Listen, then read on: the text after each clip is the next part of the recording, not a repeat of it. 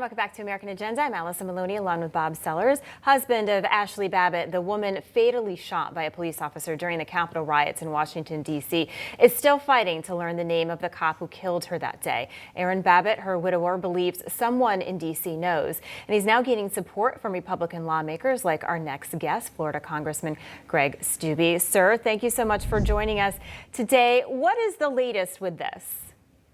Well, the latest is we aren't being told anything. After multiple letters that I've sent, my office has sent to the FBI, that I've sent to the Metro PD, through numerous conversations with different law enforcement agencies, we don't know who shot her, what the circumstances were of the shooting, other than what we've seen videos of on YouTube. We don't know why they decided not to charge the officer who shot Ashli Babbitt, who was unarmed at the time. From the video that I've seen, you don't hear a warning shot, not a warning shot, but you don't hear a warning from the officer saying he's going to shoot. You don't hear or see any of that, and we know nothing of the investigation that was done that cleared this officer. I mean, maybe this officer didn't do anything wrong, but the American people, and certainly members of Congress that were here on January 6th, should be given the information as to the details of the investigation and how they came to their conclusion.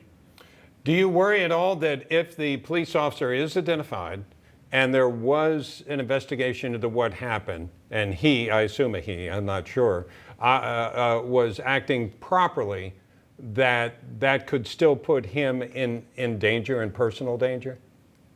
Well, how different is it here than all across the country where you've seen officer-involved shootings, and within hours, you know the identity of the officer involved, you know the agency involved, you know the timeline of the investigation. The mainstream media is covering all of the information as it relates to that officer-involved shooting, especially if it has some type of tinge to a racist aspect between the differences between the two races, which to me shouldn't matter. It should be, did the officer have the ability to shoot? If so, yes or no? And if they do an investigation, what's the outcome of that investigation, and make that outcome public so that the public knows and has assurance in their law enforcement agencies, and that the family of the victim or the family of the individual involved knows the facts and circumstances of the incident. We know none of that.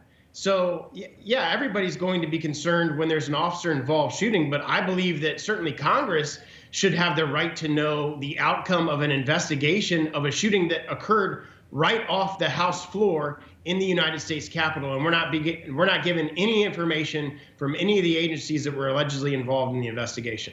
What's the next step?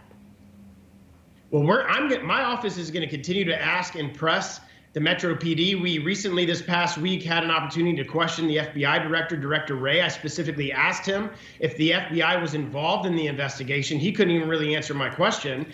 We were told after my questioning of Director Wray that it was not the FBI. In fact, it was DC Metro Police that was involved in the investigation. So we've sent letters to DC Metro PD and to their leadership asking for information, and we've received nothing. Who do you think does know?